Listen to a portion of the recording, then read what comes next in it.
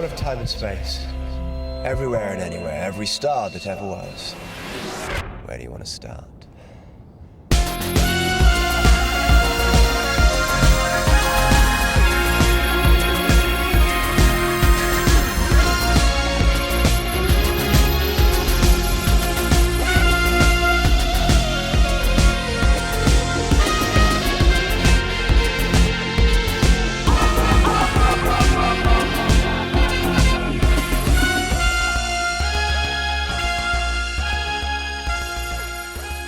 We have escaped from Martin Jarvis and the Vesper forms of Vortis, so it's time to head back into history and to bring Christ to the godless infidels. I'm Iain. And I really don't know what to say to that. I'm Mark, and welcome to All of Time and Space. This time round, we're going to be having a look at the Crusade. So let's get up to speed with where we are in the story. Arriving in the Holy Land in the middle of the Third Crusade, the Doctor and his companions run straight into trouble. The Doctor and Vicky befriend Richard the Lionheart, but must survive the cutthroat politics of the English court. Even with the king on their side, they find they have made powerful enemies. Looking for Barbara, Iain is ambushed, staked out in the sand and daubed with honey so that the ants will eat him. With Iain unable to help, Barbara is captured by the cruel warlord El Akir. Even if Iain escapes and rescues her, will they ever see the Doctor, Vicky and the TARDIS again? Well, let's find out after this. Ah, Fira. Some business with you. Come closer. Your royal commands have been carried out, Your Majesty. Take this gold belt to the Sultan Saladin. Beg him to release Sir William de Preaux and your companion. Iain, how marvellous! You are very gracious, sire. Do you wonder why I listened to your appeal? It is a king's prerogative to make yesterday's deafness today's keen hearing. No, more than that. Although we do not doubt that we are surrounded by loyal men, yet we fear that war is uppermost in their minds. Between ourselves, we plan a match between Joanna and Saphadin to bring peace. This is why we choose to send you rather than those who are closer to us. Bring back Sir William and your companion. But bring us hope as well. This bloodletting must stop. May I leave at once, sir? Is it love of peace or love of your companion that prompts this enthusiasm? Well, whatever the reason, may it speed you back to us. I have one duty to perform before you leave. Give me the sword, boy. You are without rank or title, and while we do not doubt your courage, our emissary shall speak from a proper position of authority. What is your name? Iain Chesterton. Neil. But Neil, my boy, Neil, come on.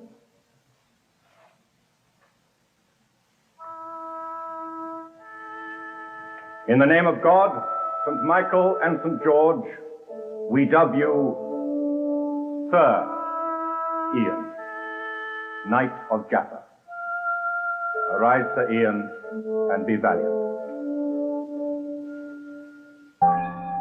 And welcome back. And I'm really pleased to say we've been joined for this episode by none other than Mr. Paul Scoones. Hello, Paul.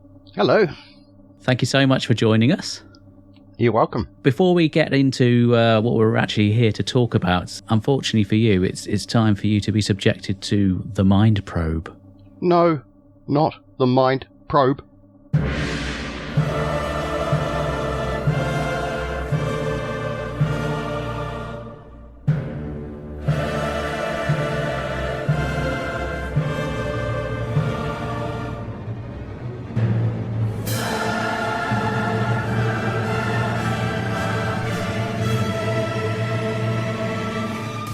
No, not the mind probe. Oh, this is great. This is my bit. Right, so I've done a brilliant quiz here, right? What we're going to do right now. So, Paul, as you know, half of tonight's story is a missing story. And so here are 5 more. Yeah.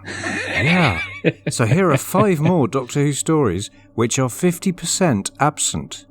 Can you identify them? If you get them all right, obviously, we'll make you a Lord of Time and Space. If you don't get them all right, I'm afraid you're going to get tossed into the time lash by Mark. Oh dear. Ooh. So, you'll pick up on the idea very, very quickly, but if you're ready, we shall begin. Question 1, Paul. Which Doctor Who story is this? The blank of blank. Oh, and it's a missing story? No, 50% missing story. it's a Doctor Who story, but 50% of it is missing for the purposes of me reading out its name. Oh, I see, you're right. So it's not actually a missing story, you say?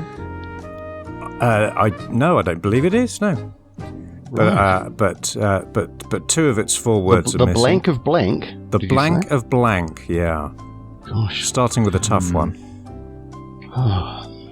The Edge of Destruction. Oh god, they're close. It was actually the Monster of Peladon. So Right. no points You can there. see how I get the two confused. Yeah, I mean, I think probably they people are at very home, similar. were shouting at the at their Yeah, they were, earphones. totally. Okay, so question 2. It's going to get harder. Question 2. Blank, blank, the Daleks. Ooh.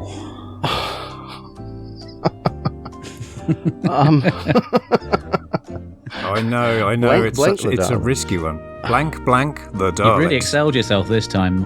Yeah, I mean, this is ridiculous. It can't be of the because it's only two, you got two blanks there. Quite right. Oh, God. You're putting me on the spot here. It's not any of them. It's not them. I'm furiously going through the Dalek stories. Sure. In my head here. Mark, do you want to just quickly get the time lash warmed up? Just plug it in and give it 5 minutes. Yeah, Yeah. there we go. You throw me in now. Put me out of my misery. Just rearranging the tinsel. Here we go.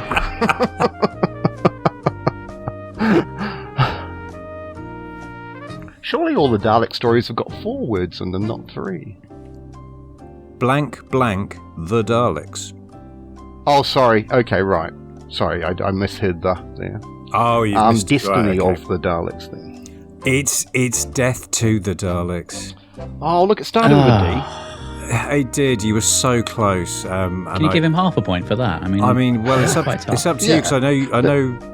Well, Mark, I'm doing this for you because I know you do like tossing people off into the time lash. So I really do. Yeah. It's just a little side hobby I've got. all right. Well, you know what? Fine. Let's make that one half a point because he Okay. did indeed get it started with a D. So half point so far. did, Question 3. The blank.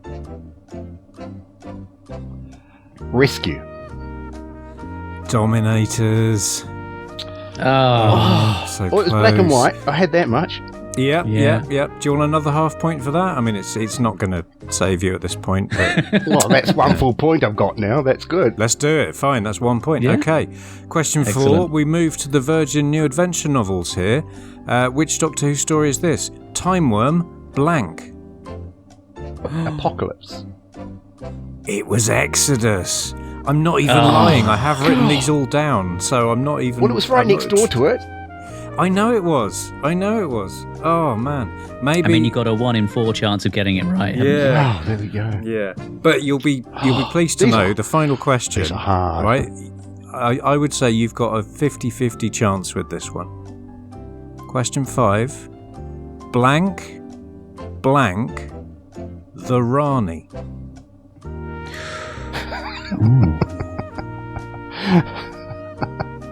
The Mark of the Rani.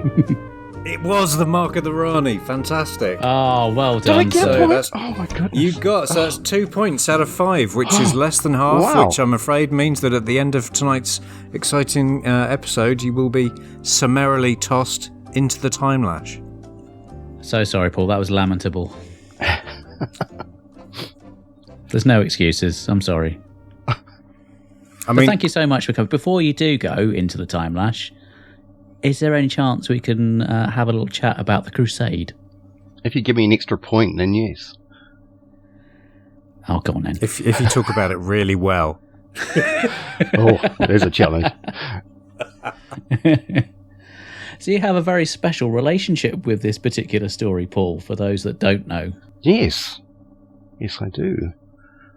Yes, and a very old relationship with it too now, I realise. Been quite a long time. So for a very, very long time, there was only one excellent episode doing the rounds, which was The Wheel of Fortune, is that right? That's right. Which was on the Hartnell Years tape. I remember watching on there. Oh, yeah.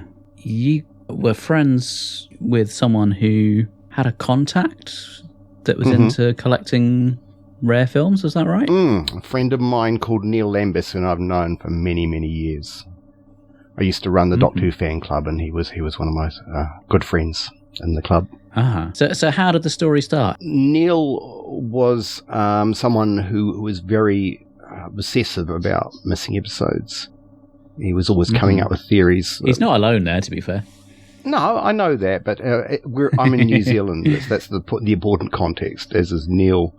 So the likelihood of episodes existing in New Zealand is that much more removed from, well, you know, okay, obviously we know that an episode did exist in New Zealand now, so it's good to say in hindsight, well, you were completely wrong, but at the time, it seemed like, you know, it was a remote possibility, even more remote than, say, you know, a Mormon church in London or something. Which is random enough in itself, that an episode would be found in New Zealand just seemed that much more remote. So for Neil to go on about the possibility of a missing episode or episodes in New Zealand just seemed that much more fantastical and unlikely.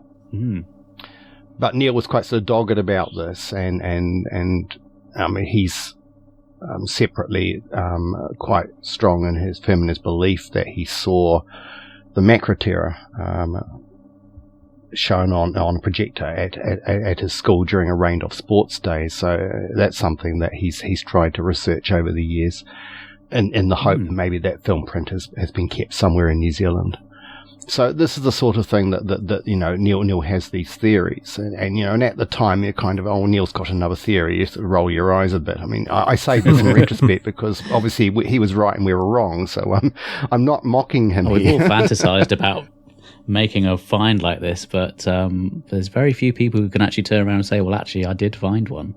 Well, that's right. It is the dream, really, of Doctor Who fans, isn't it? It's the sort of the number one obsession that fans share is the sort of the fantastical idea that you might one day stumble across a missing episode of Doctor Who. So Neil had we had a mutual friend and a guy called Cornelius Stone, who was another Doctor Who fan, and Cornelius. So this is sort of a, he knows type situation. He knew a film collector called Bruce Grenville, and Bruce had a collection of 16mm film prints, which he would show on his projector at his home, of all sorts of random assortment of things, whatever he managed to lay his hands on. And Cornelius met up with Neil one day in a comic shop in Auckland, New Zealand, and mentioned offhand that he had seen a episode of Doctor Who, on Bruce had shown an episode of Doctor Who on his projector. And Cornelius had seen this, and Neil's ears perked up because obviously this is an obsession of Neil's, as I've mentioned, and Cornelius was a bit vague on the details, but from the way he described it, Neil got the idea that this is an episode of the Crusade. Yeah. And his instinctive reaction was, well, it's probably inevitably it's probably going to be the Wheel of Fortune, because that's the one that already survives. Yeah. But there was enough optimism for him to say, well, look, can you put me in contact with Bruce? I'd love to go and see this episode for myself. And so Cornelius did this for Neil. And so Neil made contact with Bruce and said, look, I'd love to come around and see this episode of Doctor Who you got on your film projector.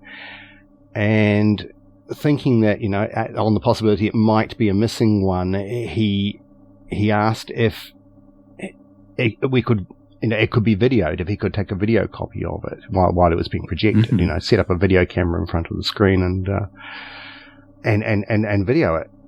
Which Bruce, Bruce, in context, Bruce had no idea what this film was other than it was being Doctor Who. He had no awareness of missing episodes. He wasn't a fan himself. So his thing was, this is just an episode of Doctor Who. Yeah, sure, you can do that. I don't know why you want to do it, but, sure, why not? That's the thing. There's so many people who have no idea that there are missing episodes So your average person just thinks, oh, well, it's just an old Doctor Who. Yeah, exactly. And you know, Bruce just thought it was an episode, obviously, that was available everywhere, and he just happened to have a 16mm film print of it.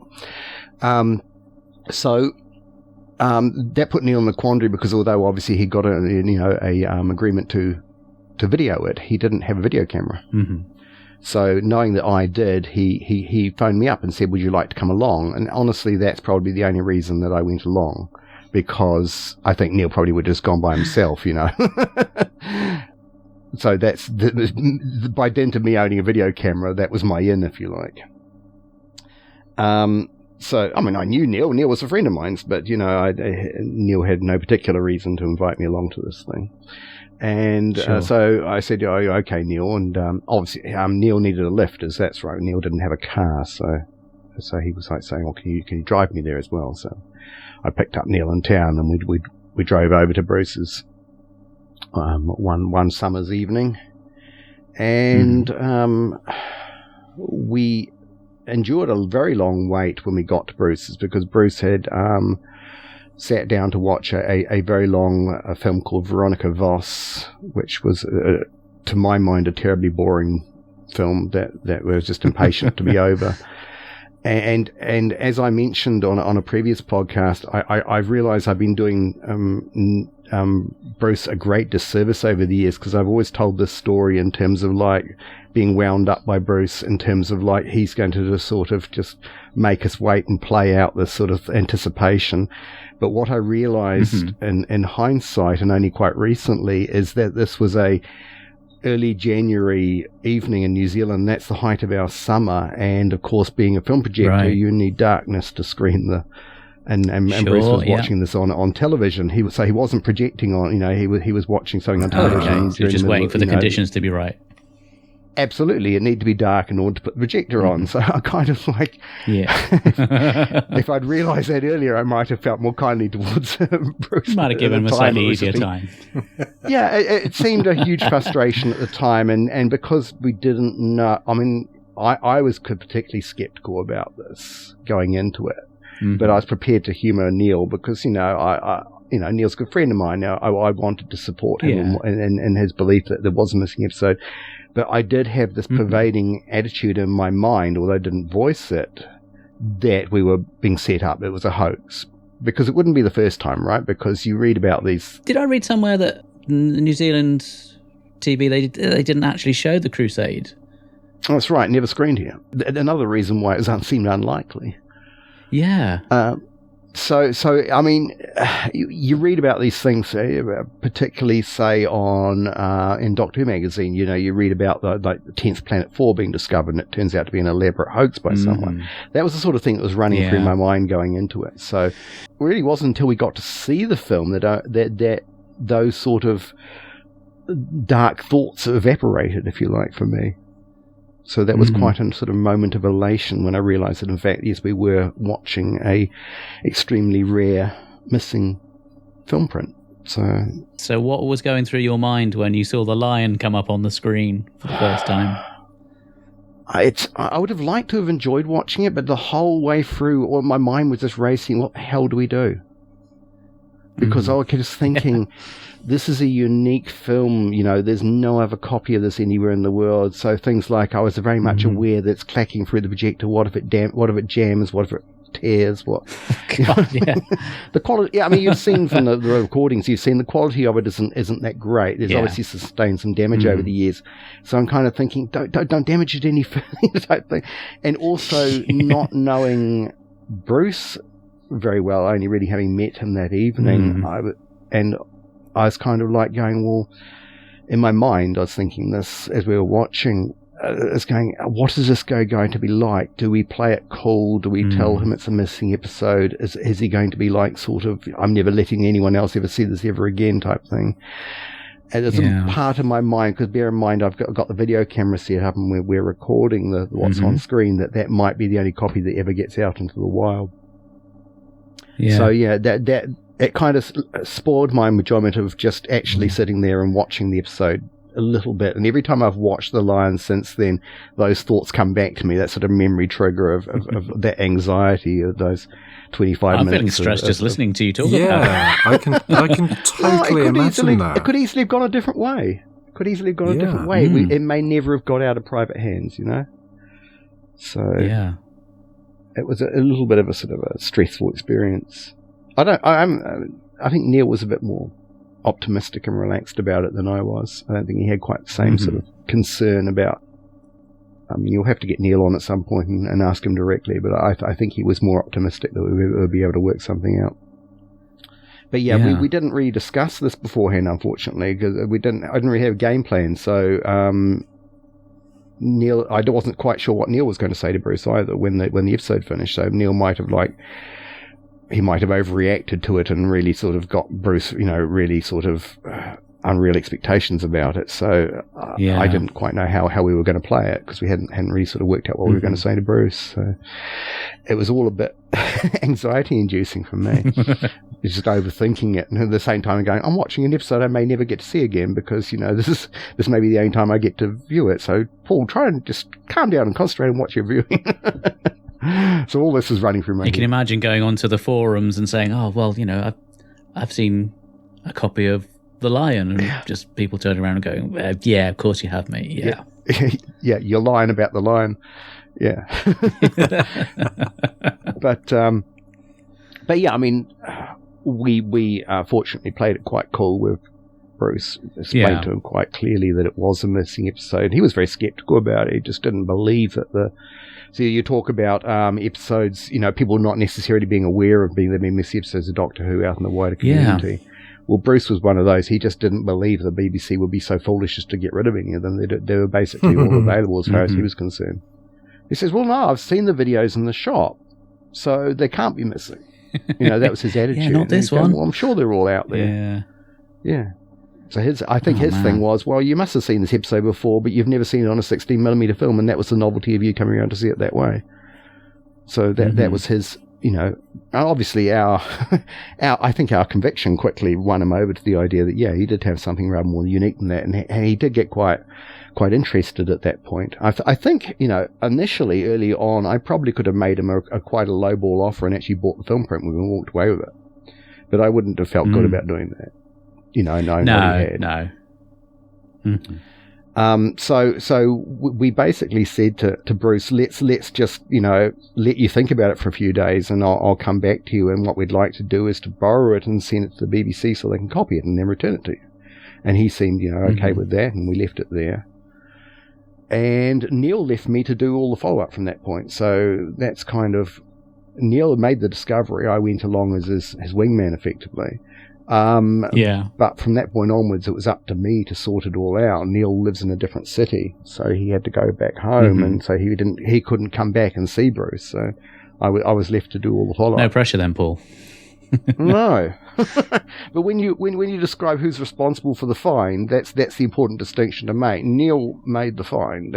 He deserves all the credit for that. It's all these connections, isn't it? If he hadn't met Cornelius in the comic book store that day, I mean, it could have been such a different chain of events. Cornelius could have mentioned this to someone else who knew what Bruce had, and someone else could have made that find. Yeah. It's just, or nobody would have known. Bruce had had the episode for about 6 months at that point. So it was down to you to send the film back to the BBC in the UK? Yeah, I had to do all the negotiations because I had to get in touch. I think it was Steve Roberts at the restoration team forum that they had at the time. I contacted Steve through there, and I can't remember quite how, but I think Steve already knew who I was. We must have had some sort of dealings. I mentioned I ran the fan club and published the magazine, so Steve probably knew of me through that. And so when I got in contact with him, he obviously he wasn't skeptical, you know what I mean? Steve Roberts was like, I'll call you, it's really exciting. So he was quite positive when he replied. And so I went back to Bruce and to borrow the film print. And Bruce, by this time, had got cold feet about it. This is the additional level of anxiety. So if you're not already lying down, you will be now. Because I turn up to Bruce in the expectation. I've arranged for him on the phone to borrow the film print. He says yes. So he says, come round, borrow the film. And I turn up, and he goes, no, I've changed my mind, you can't have it. And so that was that was stressful. Because, victory is being snatched away from you at the last minute. Yeah. So I had to go back to Steve Roberts and get a emailed letter from him, basically stating the BBC's point of view that their terms of wanting to borrow it. And I printed that out, took that back to Bruce, and that was I also wrote Bruce a personal letter endorsement too. He was quite insistent he needed that from me as well, as some sort of.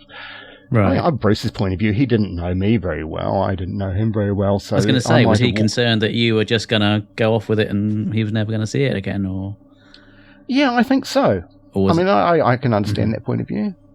We've just told him that it's something quite valuable, and now he's putting it in my safekeeping. I think I even offered to pay a bond, but I don't think he needed that. He just wanted those letters of to show that we're that we were above board, but I could have written a letter and said anything, really. A gentleman's agreement, I guess. Yeah. And then you got the stress of waiting for the courier to deliver it into the hands of Steve Roberts. I had to FedEx it to the BBC. I FedExed it not to the BBC, I FedExed it to Steve Roberts, because the risk was that if it went through the BBC mailroom... we know how great they are at handling calls about missing episodes of the BBC. Well, yes. We've already got season 1. It's all on DVD. Don't worry about it. Just chuck it in the bin. It's fine. Yeah. See, the thing about the restoration team, although Steve and some of the others worked for the BBC, they were a sort of a separate, unofficial outfit. They wouldn't have like an office at the BBC where the restoration team were based. They were independent of all that. No. So you couldn't ring up the BBC and say, I'd like to speak to the Doctor Who restoration team. There was no such entity within the building. So if it had gone through the mailroom, the chances are no one would have known where to deliver it to, or it might have just got lost, or someone nefarious might have realised what they actually had and taken it home with them. Yeah. So all these things were potential risks. So sending it directly to Steve's home address was a far more safe option. Did you pay the extra to get it signed for? Probably, yeah. I mean, it was basically premium FedEx. It was whatever it was whatever the most. I mean, this is a unique. Sorry, that was very flippant. There was no way we were going to skimp on expense on getting this to the of course to the UK. Oh wow! And so that was all good. That was the end of the anxiety, I guess, is that once Steve had acknowledged that he'd received it and in good condition and everything, and that was only a couple of days. It basically went as fast as anyone would fly to the UK, so it wasn't much of a wait. And so mission accomplished, successful. They had the film. They could start restoring it, and everyone was happy. So yeah. That was that was a mission well done, right?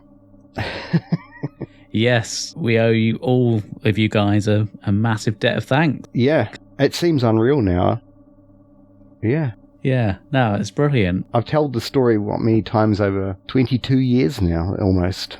That's like if I was a fan, and I was a fan in say 1985. Looking back at the beginning of Doctor Who, that seems like an eternity ago. That's how long there is between Finding the Lion and now. It's just that's a scary thought, isn't it? Yeah, I mean, I run into adult fans of Doctor Who now who were not born when the lion was found, and that makes me feel old. Yeah, that is it's quite scary. Yeah. So now you've had a bit of a chance to get over the initial shock and nerves of the discovery. What do you actually think of The Lion as an episode? How do you rate it? Do you think it's a good one? I do. I've come to this view later in life. I mean, I was probably a bad fan when I was younger, in the sense that I didn't rate the historicals very highly. They were sort of... I don't think you were a massive outlier on that, Paul, to be honest. Well, I mean, but, it seems sort of disrespectful of me in terms of my association with the story to say this, but certainly when I was a younger, more impressionable fan, shall we say, that I regarded the Hartnell historicals as the boring filler between the exciting sci-fi stories. And which is, kind of an absurd position to take, because when you look back on them in context now, I think probably the historicals are the better, the better really productions. Are. Yeah, I mean, the BBC does it so well. Yeah, they knew how to make historical dramas even before Doctor Who came along, so they were already well versed in this. Whereas the sci-fi stuff was more of a struggle for them to get right, I think, because they weren't nearly so proficient at it. So when you look at that in context, you go, well, of course they were doing good with the historicals. So I've and probably like a lot of fans, as you say, that in later years I've come to revise my opinion of the Hartnell era and regard the historical stories as the sort of the gems of the era now, maybe.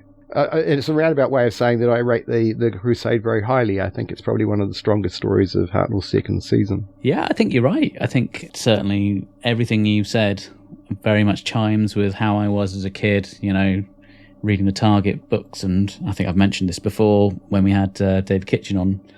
If you're at primary school age and you're looking for a new Doctor Who book, are you going to go for the one with a cool Cyberman on the front, or are you going to go for the one with some beardy guy in a crown? There's not, there's not an awful lot of choice there. You're going to go for the Cyberman. Well, now, but I think you're right. You come back to it later in life. You say that, but the novelisation of the Crusades was about 800 pages long.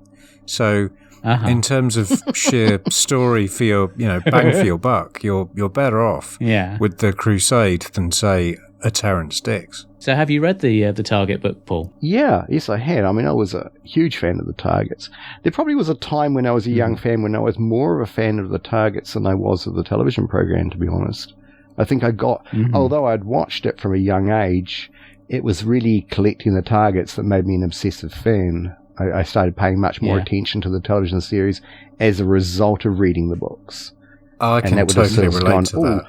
The sort of the realization, this new story I'm watching, one day I'm going to be able to own the novelization of this, so I better pay attention because I'll be really interested to see how they're going to adapt it. So the Target books were the end goal, they were the videotapes of their day. So I watched the television series as a sort of precursor to the ultimate goal, which is to own the Target book, which is an absurd way of looking at it, really. But coming back to the Crusade, definitely I had that Target novelization from very early on, and that was the only historical novelization, wasn't it, for a very long time? Yeah. Am I right in thinking that? It was a long time before we got any of the other historicals novelized. I think there were 3 or 4 novelizations that were done under a different publisher, and then Target picked up the license. Was it the Zarbi and Doctor Who, An Exciting Adventure with the Daleks, and the Crusade, and that was it till about 73, I want to say. Yeah, and then once the Target books did take off in 73, it was a long time before we got any historical stories. Yes, novelized. Of course. So for a very long time, even after that point, the only historical adventure you'd have on your bookshelves would be the Crusade. So it was kind of like the example by which you understood all historical Doctor Who stories to be. And it's kind of like, if you wanted to understand what a Hartnell historical was, Crusade was the only story you could pick off your shelf and read and go, well, that's what the historicals must have been like. So it's kind of set the standard. Turgid. And the danger always is when you really enjoy a Target novel is, if that's your first exposure to it, it's then when you actually watch the program, are you still going to be swept away with the story, or is it going to be a bit of a crashing disappointment having imagined this great epic story in your mind? A little bit of a diversion around this is that being in New Zealand, we had a very long period where Doctor Who stopped being screened in this country, but the Target books continued to come out. And so there's a period in the mid 1980s, we're talking the second half of the Davison era and all of the Colin Baker era, where I was reading all the Targets and forming a mental impression of what the Doctor series was like in my mind without having seen any of the television stories. And so, like you were talking about, this crushing disappointment was totally a story like Warriors of the Deep or Terminus. The story that I built up in my mental picture in my mind was way above what I finally saw on screen. So I mean, I think Crusade possibly it's hard to remember now. I mean, but I can't remember how. But I think that I thought. I mean, Crusade the novelization is terribly more violent, isn't it, than the broadcast story? There's a lot more sort of graphic. Well, I was thinking the broadcast one was pretty full on, wasn't it? I mean, for something that's considered to be a children's program, you got Barbara being handed a knife to kill herself, and the daughter in case the guys come into the house. And now, it's a long time since I read the novelization, but I remember the beatings in the fourth episode at the harem being a lot more graphic than they are on screen. Not that we can actually see it, obviously, but the way they're described. No. Yeah. Isn't there an illustration in the book of Barbara being thrashed to a whip or something like that? Something similar to that. Oh, blimey. Yeah. It stands up really well. Me and Iain have been gushing about Marco Polo, which is another missing episode, and that was one of our favourites from season 1. And I think this is very much in that kind of ballpark in terms of the quality of the story. The cast, I think, is superb. And when you chuck in someone like Douglas Camfield directing, I think it's a pretty decent lineup for the TV version. It's astonishing that it's very early in Camfield's career, isn't it? It's only like his second Doctor Who story, I think, that he's done. And for him to do such a good job on such an early, one of his productions in his career is quite remarkable. Mm-hmm. And like you say, the cast are phenomenal. I think I was struck by how sort of dynamic some of the fight sequences were in I think it was in The Lion, where you've got this kind of cameras going round in a circle, and you've got the kind of disorientating effect of the sword fight. It's definitely moved on from the Aztecs, hasn't it? Well, it certainly has. But then also there's a very filmic sort of close up and then slow fade in part 3 on, I can't remember whose face, probably someone important. And it just struck me as really, really filmic and really good direction. And that's the first time that I've really been pulled out of one of these stories by a directorial flourish. It's quite an ambitious story too, for the fact that they are confined to a very small studio for most of it. I know they do some at Ealing, so a few of the scenes for the fight scenes, but for the majority of it, it's a very small confined set. So what they managed to achieve with it is quite remarkable. I mean, the forest scenes in the first episode, intellectually that this is a studio set, but it looks quite convincing to my eyes. Yeah, it's very good. And I think this is one of those occurrences where I'm hoping our Iain will be a bit more positive about Ian Chesterton. I think he's really heroic in this one. Well, perhaps we'll come to that. Actually, I was there. Still not convinced. There is an interesting moment right at the top of The Lion where you first see our Ian Chesterton. And he's got really distinct bed hair as he's kind of peering through the forest, which makes me wonder if this is what Matt Barber would describe as the Chesterton right consummation moment. Like maybe they've just been all a passion in the TARDIS, and they've come out, and he hasn't had time to smooth his hair down yet. I don't remember him smoking a cigarette, so I'm not entirely sure about that. He might have just sort of finished that in the TARDIS and sort of maybe flicked it out as he walked out. But that shows you where my mind went. That was my first thought. But also when the TARDIS materialises, it's got a completely different sound effect, which I thought was interesting. I mean, some of the earlier stories, they don't even do a sound effect. You just get that sort of visual roll back and mix effect, and then the TARDIS is just there. So it's still early days, I guess. Yeah. Well, I suppose at that point they still hadn't agreed on a standard, had they? They hadn't gone, it's going to always sound like this when it materialises. They were still working that out. Or maybe he just landed in a different gear to the gear he usually lands in, and so it makes a different noise. I mean, who knows? I've never flown a TARDIS. Maybe he had the blue boringers switched on. Yeah. Isn't there that Matt Smith story where he talks about the sound is because he's left the brakes on? Maybe he took the brakes off. Yes, the handbrake. River Song tells him he's left the handbrake. Yeah, he had actually removed the handbrake once. Yeah, I thought that was an incredible moment of genius.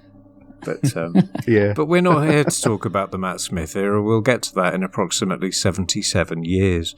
I thought Walter Randall as Ella Keir was he's very close to that sort of level that we got from the character in Marco Polo, whose name escapes me now. Tigana. Yeah, it's definitely certainly up at that level in terms of just being a very shifty individual. I thought he was really good. Very realistic, very frightening, very composed, very understated. You know, as understated as you can be with all that makeup on to make that sort of scar effect face. He was wonderful, wasn't he? Talking of makeup, I suppose we should broach the subject. There was white actors having to black up or wear makeup to portray characters of other ethnicities. At least this time round, they did actually have some actors in who were... certainly there's the lady that tries to help Barbara. I think she's of Indian descent. Right. Yeah, I think there were one or two others in there as well. Of ethnicities represented in the harem. Yeah. Otherwise, it was mainly a lot of sort of middle-aged white men playing. Which, you know, morally, obviously, now we live in a different era and we can judge it differently. But at the time, that was just how it worked, and so you know that you can't get too hung up on it. No. But you have to take it for what it is. Yeah, and for what it was, no one was giving a clumsy, comical or kind of offensive performance. So I think Bernard Kay as Saladin. I think he comes across as a very sort of regal and dignified he's a character that comes out of it very well. Yeah, absolutely. Yeah. To me, he's the standout. I think Bernard Kay is the standout of the cast. He's playing a villain, but he doesn't play it as if he knows he's a villain. It's very nuanced. You know what I mean? He's certain in his convictions, and he's very level, and he's very... His strength of conviction really comes across on screen, whereas another actor might have taken the opportunity to ham that up and been a bit more sort of, villainous flourishes and really played as far as he's concerned, he's the hero of the piece, and these other people, Richard the Lionheart, they're the bad guys. But it plays out really well. He plays it with as much conviction and as much certainty as Julian Glover does. He's a really good counterpoint. Yeah. I seem to remember seeing interviews where Julian Glover and Jean Marsh had said they got told off by the production team because they were trying to sort of drop subtle hints into their performance that there might have been something a bit more than... That comes from the script. They were actually, as my understanding of it, is that they were given the rehearsal scripts that actually had that in it. So they were reacting to what the script was directing, but that during the course of rehearsals, the way it's told is that I think it's Hartnell in particular objected to the way that he wouldn't have it. He's basically saying, no, you can't do this on Doctor Who.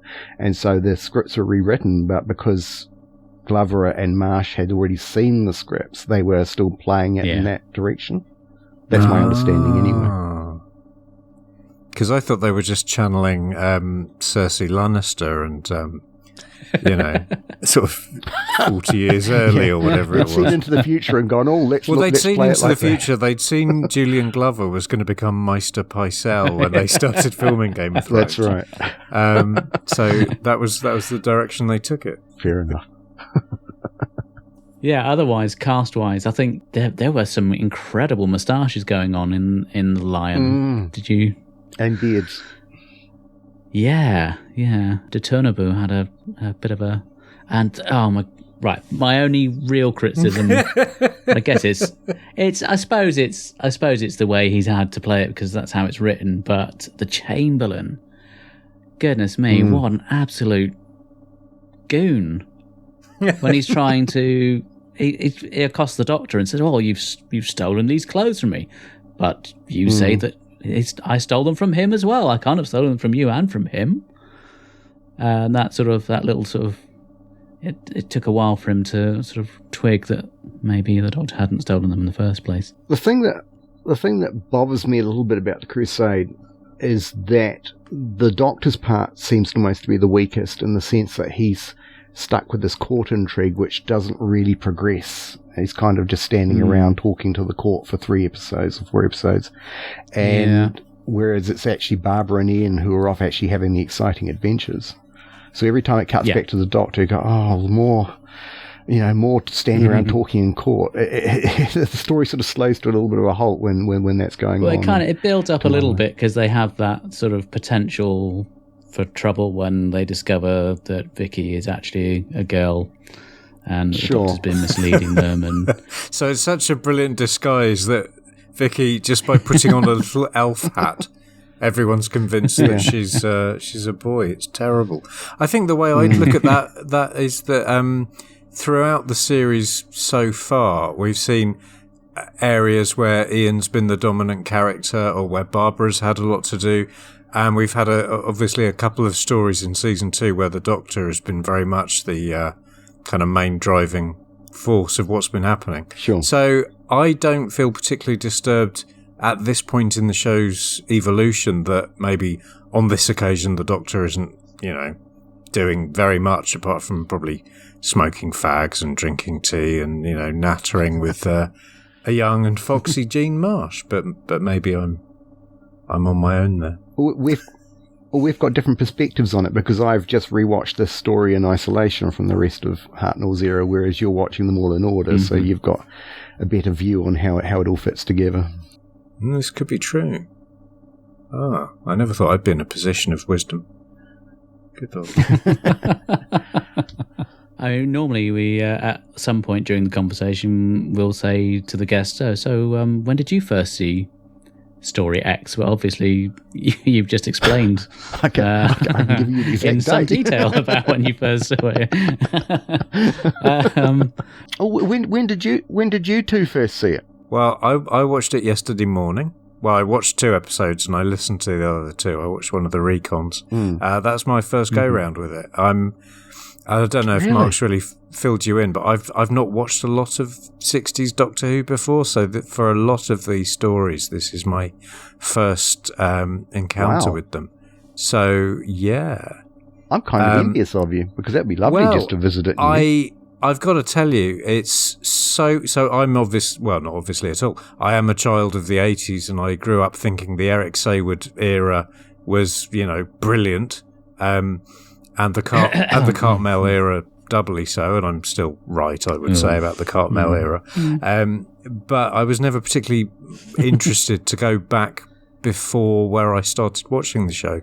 But now that I am, I think in the 60s it was just a free-for-all, and there was so much invention, and we're still 20 years away from the show becoming this ouroboros navel-gazing procession of tired tropes and repeated memes, and it's just so lively and so engaging at every turn. It manages to do something completely different, which totally doesn't fit with what's already happened, but totally does at the same time.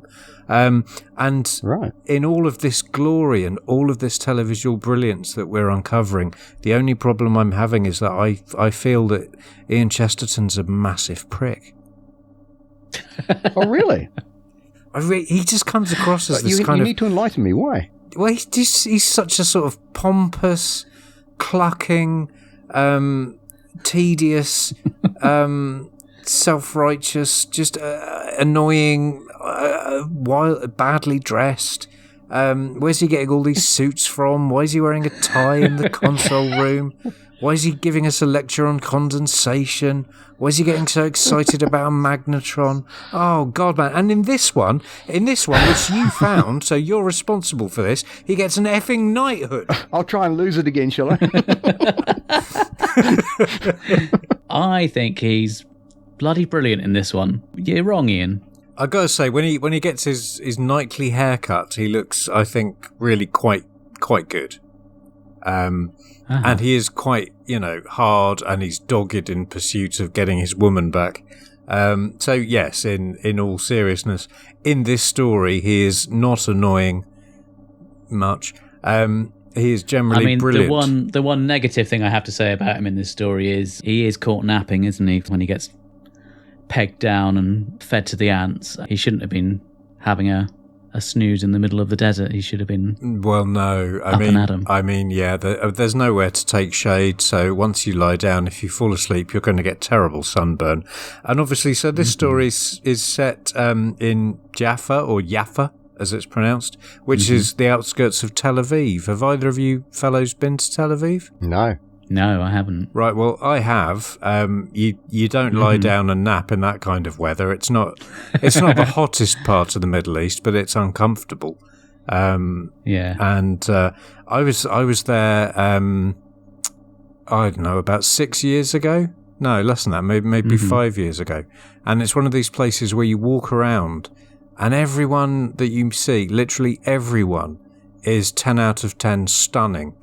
And it makes you feel really sad to be a little pasty, chubby English. So I didn't get much of a sense of that in this dramatic retelling of that part of the world. I don't know how to break this to you, Iain, but it was actually filmed in a studio in Britain. I won't have that. don't do this to me. Going back to William Russell's performance, do you think that he's channeling his Sir Lancelot?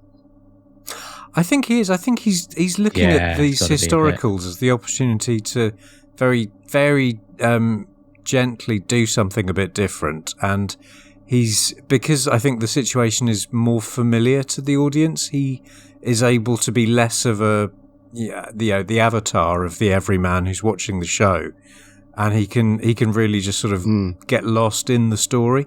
And I mean, that's the role that he's best known for, isn't it? Sir Lancelot. Yeah. Before Doctor Who, so the audience would go, "Oh, we know him as an English knight already. We know him in this context." Yeah, that role. Yeah. And it was, and maybe that's why he was able to sort of so effortlessly pull that off. Sure. Yeah. No, I and it really pains me to say this, but he was all right in this one. Yay! At last. It's taken a whole season and a half. We've finally got Iain to say something nice about Ian Chesterton. There we go. Yeah. Don't hold your breath for the next one. He's not. He's not in my top 3 members of the TARDIS team at the moment, but he's fine. Oh. Okay. So who would you rate as the standout member of the team in this story then? I think, and it's kind of lazy and secondhand and kind of crass to say, oh, it's Barbara again, isn't it? But that's the sort of guy that I am. So I really did think Barbara was so strong in this when. Definitely. Yeah, I suppose by now, to be fair, if you look at it in terms of the character, she would be used to this by now. She knows that life with the Doctor is, you get locked up, you escape, you get locked up, you escape. Someone's trying to do something sexual to you. You might have to beat them off, if you'll pardon the expression. And so she's got a certain composure, which is probably half strength and half kind of just over familiarity with the sort of quotidian menace presented by historical figures. They want to, bed you or cut your head off. I think the standout scene for me, I totally agree with what you're saying, that the standout scene for me with Barbara is the bit in Wheel of Fortune where she hands the girl the knife and tells her to stay in hiding and goes out alone to save her. She basically sort of puts herself in harm's way to save the girl, and I kind of go, yeah, that's typical Barbara, and it's so well performed with minimal dialogue. She's such a perfect teacher, isn't she? Even though she's not technically in loco parentis for this particular girl, she feels that responsibility for absolutely everyone, that she will put herself in the way of danger before risking anything happening to them. And she was just stunning. Vicky didn't do much apart from wear that hat, and maybe she should have got some sort of small award for that. And as we've said, the Doctor was kind of largely sidelined. So this was an Iain and Barbara story, and they were both just magnetic and stunning. Do you think they know by now, when this was written, that they would be leaving, and this is kind of like giving them a sort of a great story before they go? You think that might have been the thinking behind it? I suppose there's an element of that, because obviously, as you just said, that William Russell was kind of identified with that Sir Lancelot, so they're kind of giving him like a greatest hits package. Maybe they're saying, right, let's play to these guys' strengths. While we've still got them, let's really ramp it up a bit, and maybe, who knows, maybe between now and their departure, we're going to see them really coming to the fore. Right. I feel we're still at that stage where Iain and I are so enamoured of the pure historicals, because they are such a breath of fresh air compared to, as Iain was saying, the tropes that tend to get repeated so often, that I think we're still in that honeymoon period with them, aren't we? I mean, I can't remember just enjoying watching an old Doctor Who for the sake of it, and obviously I've not seen these before, but I can't remember ever being this excited about watching Doctor Who since I was, 9. And it was Peter Davison, I love the Davison era, I have to say. I did at the time. I've just rewatched it all, and As someone who works on the DVDs and Blu-rays, I grew up the Davison era, and revisiting it as a professional researcher, I've gained a new appreciation for that era. So I'm very fond of that 80s era of the program. Well, I think the biggest problem that I've kind of identified, which has been as a result of doing this show, is that when they began Doctor Who, they made Iain and Barbara so totally representative of a kind of, the audience. They were so identifiable, they were so human, they were so plausible and realistic that they really pull the viewer along with them. And you don't get that so much with Adric and Nyssa. There's the whole Davison era, that TARDIS is full of just what, who, okay, fine, whatever. So, but obviously I didn't realise that at the time when I was watching it when I was 9. I just thought, oh, they're brilliant. But to me now, that's making me reassess the 80s. Yeah, I'm sceptical of that, because as a young viewer, I didn't feel the lack of an audience identification figure in the 80s.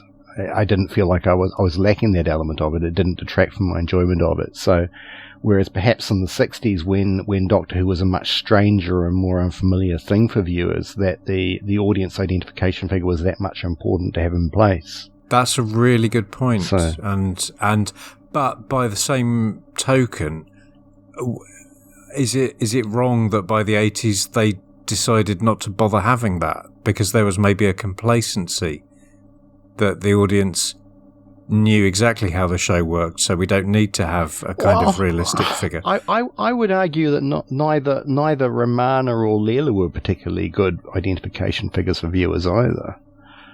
I don't think this is particularly. You're not wrong.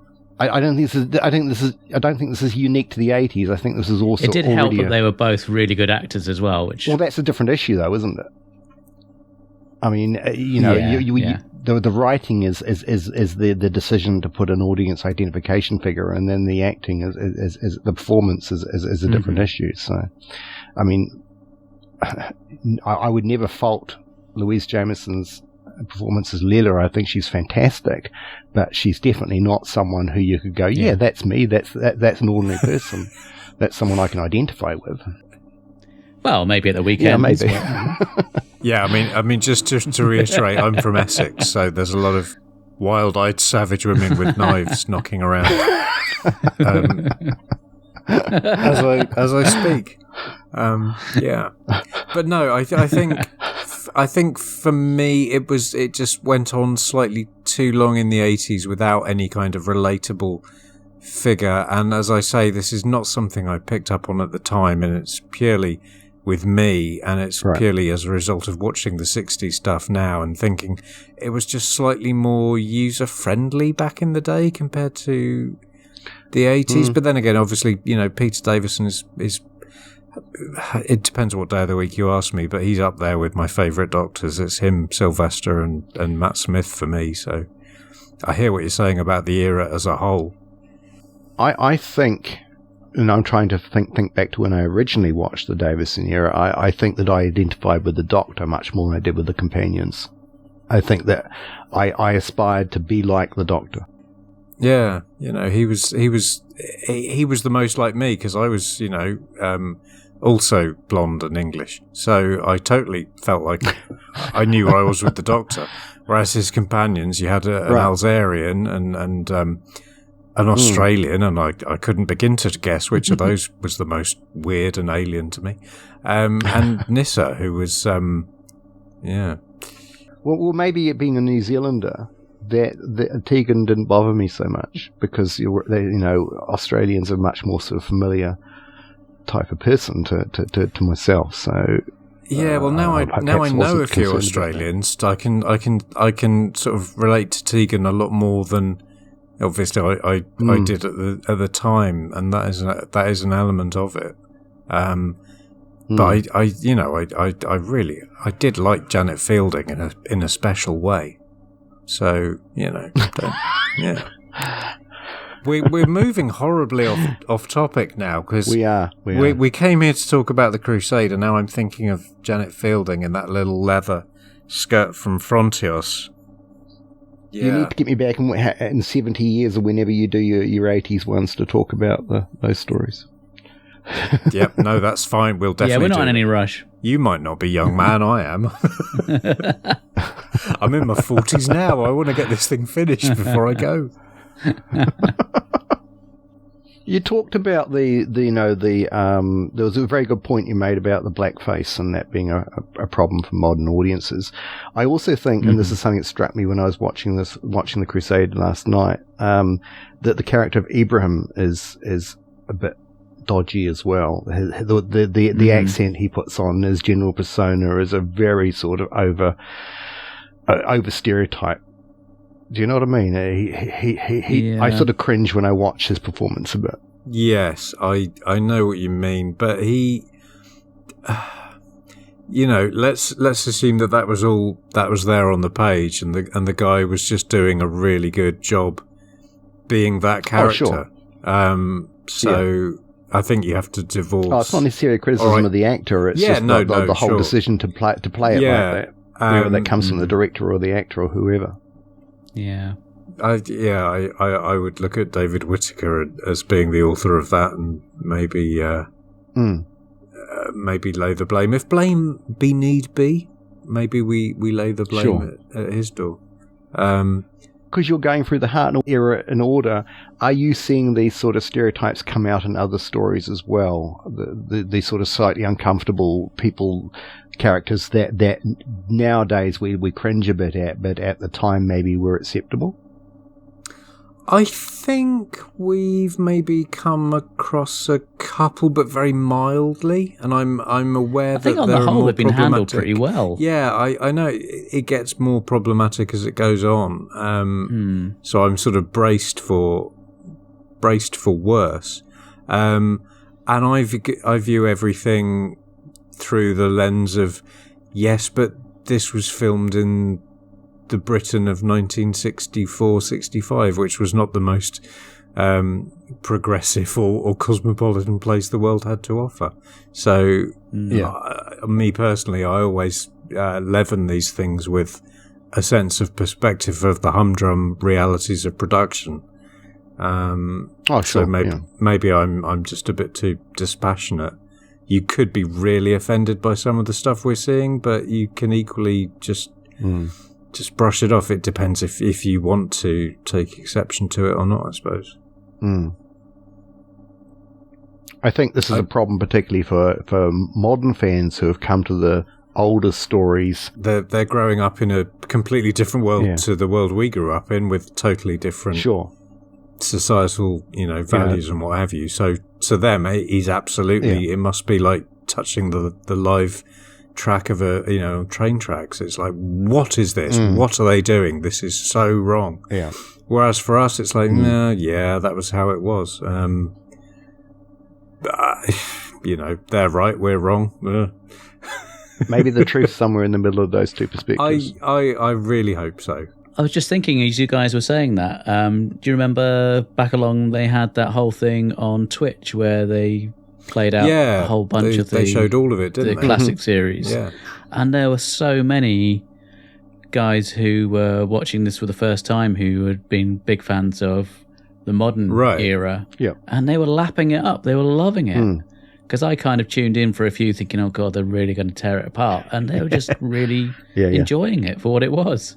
That's incredible. Yeah. So I think it's easy to kind of jump to sort of stereotypes on both ends of the spectrum. Yeah, because I did think that was anyone... If you enjoy Talons of the Wing Chiang, it doesn't make you a racist. But on the other hand, you know, we have to be... Well, I think, and take a drink here, but I think Sandifer would disagree with you there. Yeah. Well, everyone has an opinion. Absolutely. Don't they? Yeah. One thing I would very quickly like to touch on is that the Doctor and Vicky there was that little moment where the Doctor's got his arm around Vicky and he's poking her on the nose, and they have this wonderful touchy-feely relationship, which seems to have been the relationship he should have had with Susan. Yeah. And Carol Ann Ford is throwing things at the TV screen as she's watching. You wonder if the writers have thought, well, that dynamic works, so we'll just have the Doctor sort of totally, pass those feelings on to Vicky, and Vicky's quite happy by this point to see him in an equally grandfatherial way. I've made up that word there. I don't know if you can tell. Can you sort of edit that in post, Mark, to make it sound a bit more? No. No. But I really bumped on that. I just thought, they've had a few adventures, they've been through a few scrapes together, sure, but she still has that little moment of doubt, doesn't she? That she thinks that the Doctor's just going to go off and leave her. And, I just thought it was obviously coming from her original story. She's probably that's her character issues point. There she's with got being abandoned. Absolutely, she's got abandonment issues, and maybe that's even being deliberately drawn on in a very sophisticated way for 1960s children's television. Well, it's David Whittaker that wrote the Rescue as well, wasn't it? So I guess that would kind of tie in together. That would work. What can I ask? Because in the context of you watching these stories in order, what's your opinion of Maureen O'Brien versus Carol Ann Ford? Who do you think's the stronger performer? Is that a hard question? I think it's a little bit harsh to judge them against each other, because from what we've seen so far, I think Maureen O'Brien is getting much better material. Yes, I mean she's got a very different brief, and she's doing a brilliant job. I think Carol Ann Ford did a brilliant job of what she was given to do, but unfortunately, what she was given to do was so not offensive. Offensive is possibly too strong a word, but so reductive and so one note that you can totally understand why she thought, well, this isn't the career for me. I'm leaving this show. And clearly, I think they learned from that when they were writing Vicky, and they made sure that she was less of a simple kind of two-speed character who's either screaming or falling over. So she was kind of the sacrificial lamb on the altar of which the rest of the show's been able to run, because they realised how that character and how that role can work and can't work. And ever since Susan's day, it's worked because of Susan. So I'm drivelling now. That's just nonsense. No, I'd agree with everything you've just said. Oh, thank you, sir. Yeah, that's my take on it too. I mean, the simple fact is that Susan still casts such a massive shadow over the show. Every time there's talk of, the actress has been cast as a recurring character from the show's past, the message boards come alive with, it's Susan's coming back. Oh. And she obviously isn't. But she's such a huge part of the show, even though she wasn't really a very successful part of the show. Yeah, I think her two best moments really were the opening episode of An Unearthly Child, and I think she really got a chance to shine in Marco Polo, which unfortunately we can't really see. But she sounded in the way it was great. intended. But So, unless you guys have got anything else you want to say about this story, shall we wrap it up and give it a score? So I was just going to say, are we really not going to mention the first appearance of Roy from EastEnders as Thatcher? Oh, yeah, Tony Cornter, yeah. I mean, that to me, that was the standout moment of this. Never mind the historical veracity or not. Or well, he crops up in a few more Doctor Who's. He really does, well, but I think this is very much the original and best. We'll come back to this feature next time Tony Cornter pops up. We'll have a semi-regular Cornter Watch feature where we'll pay specific attention. I'm probably guessing that EastEnders isn't quite as big in New Zealand as it is in in probably not. It screens here. It definitely screens here, but I don't watch it, so that I don't have that recognition. It's not been any good since Grant left. Probably really. for the best. It's gone right off the boil in the last 20 years. Yeah. Go on then. Sorry, Mark. Exactly. But the memory cheats. Yeah. Do you think what we were saying early on about this being a particularly good standout story, that it's such a shame that it's the one incomplete story from season 2? That's always the way, though, isn't it? Yeah. But why couldn't we have missing episodes of Space Museum rather than Crusade?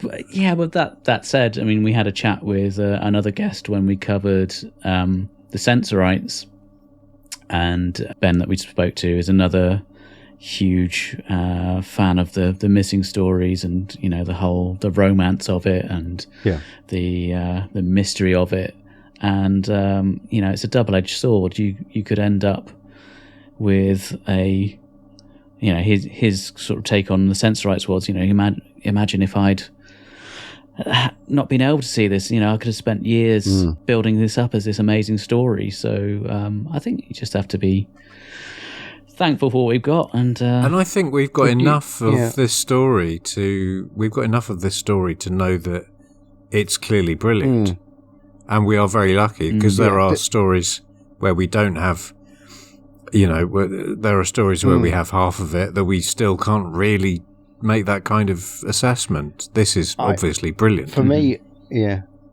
me, I think that the discovery of Enemy of the World really drove that home, because the surviving episode isn't a particularly strong one, and so the prevailing opinion for years was that the whole story was pretty dull and uninteresting, and obviously that wasn't the case when it's returned. We got to see it. So the fan opinion of that story really turned on the fact that we were now able to see it complete. And I feel that may be the case, stories that have been elevated. The one that springs to mind is The Massacre, for instance, that is often regarded as very highly. Now, hypothetically, if that story was recovered, will people still feel the same way about it? It's hard to tell, isn't it? Yeah.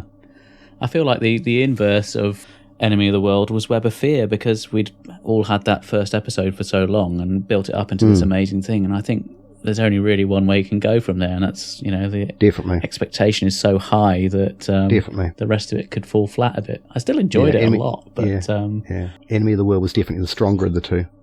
To loop back to where we came in on, I would say that the best way to experience the Web of Fear is to read the Target book when you're 7 years old, cross-legged on your grandma's floor. Yeah.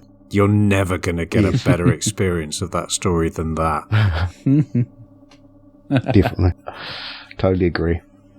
Long-term Target fan. So, Mark, let's score this bitch. Okay, I'll let you go first, Iain. Oh, wow. Right. So, I'm going to give this a 7. I would have given it an 8, but Iain got that knighthood, and that's really annoyed me. So 7 from me. Oh, okay. I am gonna go for an 8.5. I think it's a really solid story. I think it's hugely enjoyable. It's just a shame we can't see the other 2 missing episodes, and I think that probably lessens it somewhat. But I just was thoroughly swept away by it. So, that's going to be my score. Paul, can you score it? Or is that... It's just put all the anxiety out of your head. 9 out of 10. Wow. Yeah. Yeah, to me, it's one of the standouts of the Hartnell era, and even if I didn't have the personal association with it, even if it wasn't sort of the story that's forever going to be sort of the one that podcasts always want me to come on and talk about, it's still a standout story. Well, I think that's very telling. If you give it a 9 out of 10 and your association with it is such an anxiety inducing, blood curdling, oh, the terror, oh my God, oh my God, oh my God. If you didn't have that personal association, you'd probably I have to say that was 10. the anxiety of the time, not the anxiety of now.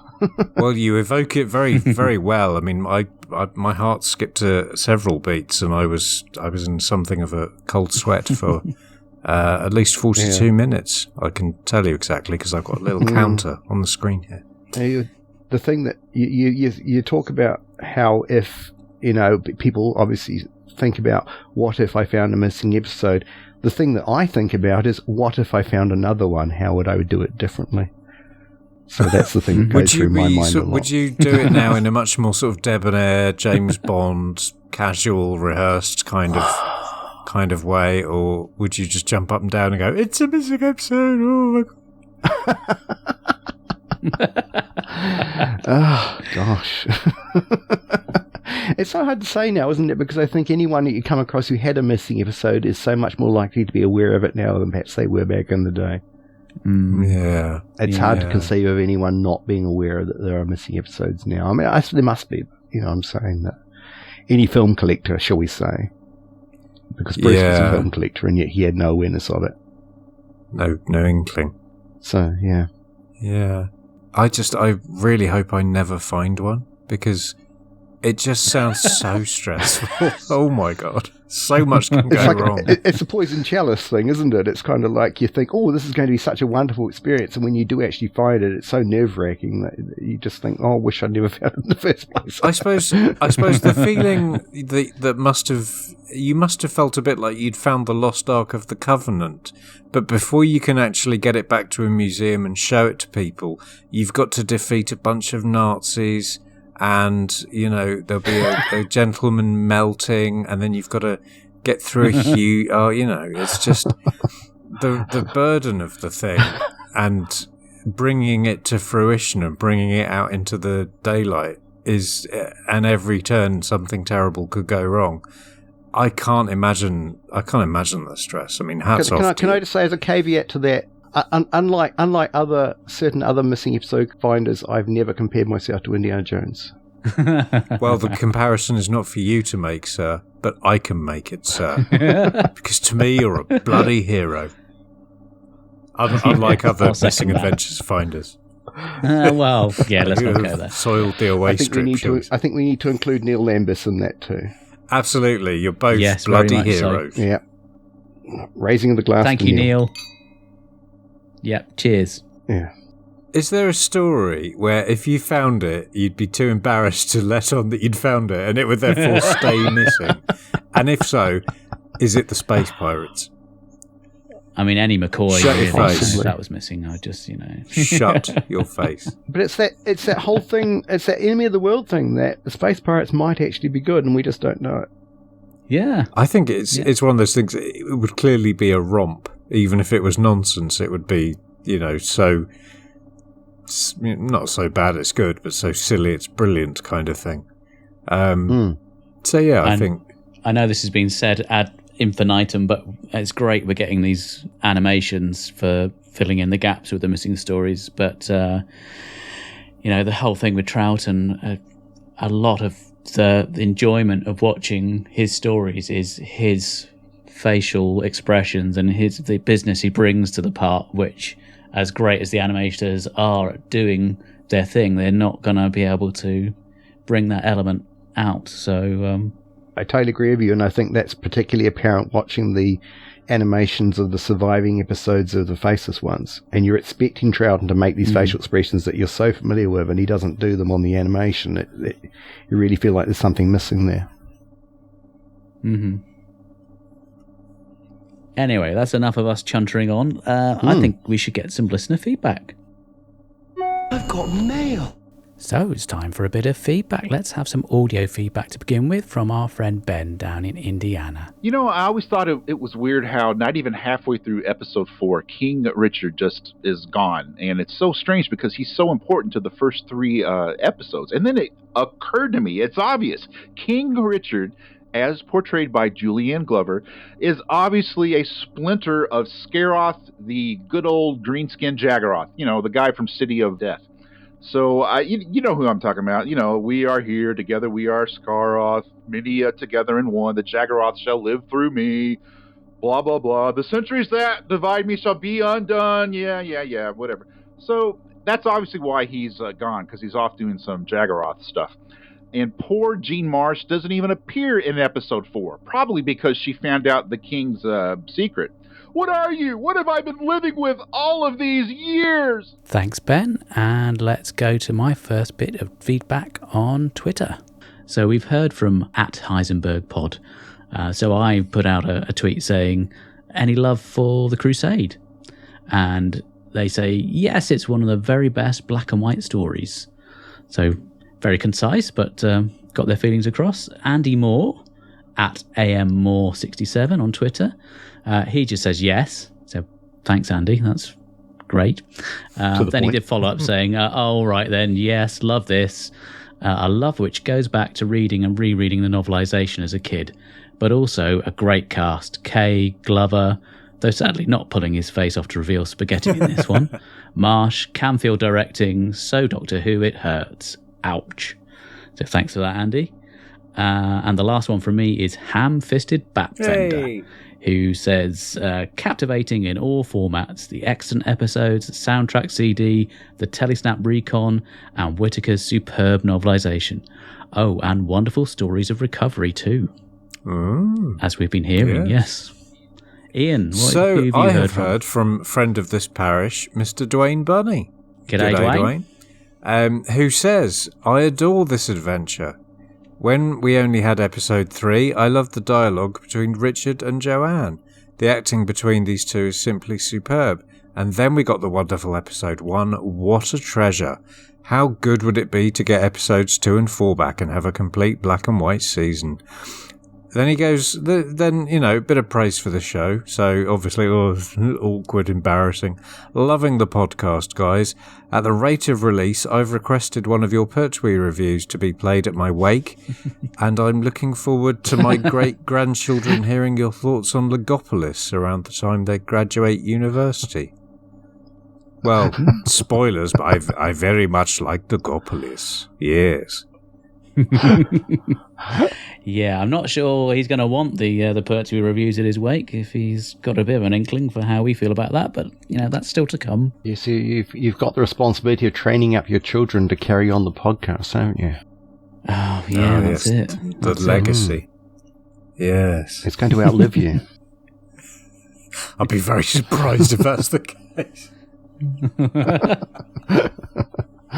And Paul, you've had some feedback too.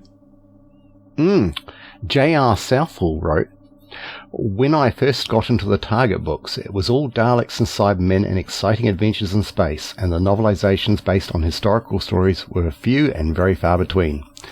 So few and so far between, in fact, that the Crusade was the only one. Now, having said that, it was also one of the holy trinity of reprints of novels that had been adapted back in the 1960s. So in that respect, it sat alongside the Daleks and the Zabi as obviously very significant in capital letters.